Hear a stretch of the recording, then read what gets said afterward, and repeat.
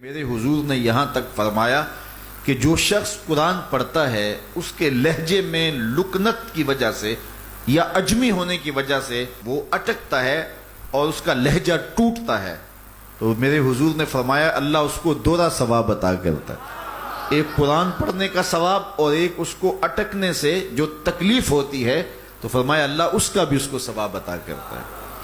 اور فرمایا یہ وہ پاکیزہ کتاب ہے کہ اگر تمہارا رب سے باتیں کرنے کو جی چاہے تو قرآن کھول کے بیٹھ جاؤ، یہ رب سے ہم کلام ہونا ہے، یہ اپنے رب سے گفتگو کرنی ہے۔ میرے حضور نے فرمایا کہ قرآن اللہ کی وہ لٹکتی ہوئی رسی ہے جس کا ایک سرا تمہارے ہاتھ میں ہے، دوسرا سرا تمہارے رب کے ہاتھ میں۔ تو خوش نصیب ہیں وہ لوگ جو اس کتاب کے ساتھ جڑ جاتے ہیں اور وہ دھرتی، وہ مقام، وہ جگہیں فیروز بخت ہیں کہ جہاں قرآن مجید کی تلاوت ہوتی ہے۔ گھروں کو قبرستان نہ بناؤ، گھروں میں نوافل ادا کرو اور قرآن مجید کی تلاوت سے اپنے گھروں کو آباد کرو۔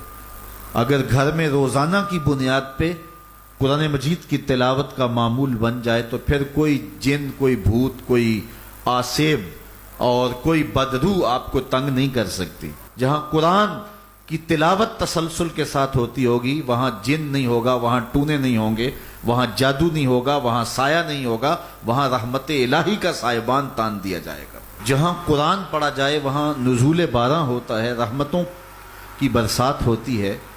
اور پھر اگر یہ جگہ اللہ کا گھر ہو، مسجد ہو، تو پھر تو دوہری برکت ہو جائے گی نا۔ وہ میاں صاحب نے کہا تھا نا کہ دودھ اندر جے کھنڈ رلائیے تے مزہ ہو جاوے دونا، کہ دودھ خود بھی میٹھا ہوتا ہے تو اس کے اندر اگر چینی بھی شامل کر لی جائے۔ یہ روشنیوں کا منبع ہے، یہ مصدر ہے اجالوں کا۔ اس کتاب سے اتنی روشنیاں پھوٹتی ہیں کہ زندگی کے سارے اندھیرے ختم کیے جا سکتے ہیں۔ یہ تمانیت قلب کا سبب بھی ہے، یہ روح کے اجالوں کا سبب بھی ہے، یہ کتاب زندگی ہے، کتاب حیات ہے۔ اس کے بتائے ہوئے اصولوں کے مطابق اگر زندگی بسر کریں گے تو یہ زندگی بھی خوبصورت ہوگی، اور اس زندگی کے بعد ایک اور شروع ہونے والی زندگی ہے، وہ زندگی بھی خوبصورت ہوگی۔ قرآن قبر میں چراغاں کرے گا، قبر میں روشنیاں دے گا، قبر میں اجالا کرے گا۔ اس کتاب کے اندر ایسے ایسے شفا کے نسخے رکھے گئے ہیں کہ ہماری زندگی کے روز مرہ مسائل کا حل ہے۔ مثال کے طور پہ آج کل ہر بندہ معاشی طور پہ پریشان ہے، تو سورہ واقعہ صرف 3 رکوعوں پر مشتمل ہے۔ اگر یہ معمول زندگی بنا لے تو سورہ واقعہ جہاں ہوگی وہاں نحوستیں اور بے برکتیاں نہیں ہوں گی۔ سورہ یاسین پڑھو گے تو بے پناہ برکتیں اس کے دامن میں رکھی ہوئی ہیں۔ اسی طرح سورہ اخلاص صرف 3 مرتبہ پڑھیں گے تو پورے قرآن پڑھنے کا ثواب نصیب کر دیا جائے گا۔ ایک شخص حضور کی خدمت میں حاضر ہوا اور اس نے حضور سے کہا کثیر العیال ہوں، ذرائع آمدنی بہت تھوڑے ہیں، تو میرے لیے کوئی دعا کیجئے، کوئی مجھے نسخہ بتائیے۔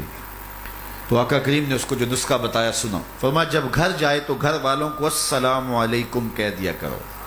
یہ کتنا سوکھا نسخہ ہے اور کتنا اچھا وظیفہ ہے، گھر والے بھی خوش، اللہ رسول بھی خوش۔ اس کے بعد 1 مرتبہ سورہ اخلاص پڑھ لیا کرو، غربت توڑ نسخہ۔ جب بھی گھر جاؤ السلام علیکم، اس کے بعد 1 مرتبہ سورہ اخلاص۔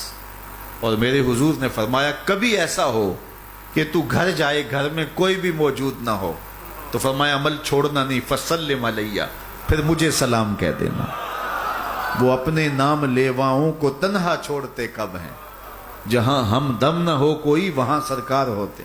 وہ کہتے ہیں میں عمل شروع کر دیا، گھر جاتا السلام علیکم، اس کے بعد السلام علیکم کے بعد میں سورہ اخلاص 1 بار پڑھ دیتا۔ اس عمل کی برکت سے میں نے تو امیر ہونا ہی ہونا تھا، میرے ہمسائے بھی امیر ہو گئے، میرے ہمسائے بھی امیر ہو گئے۔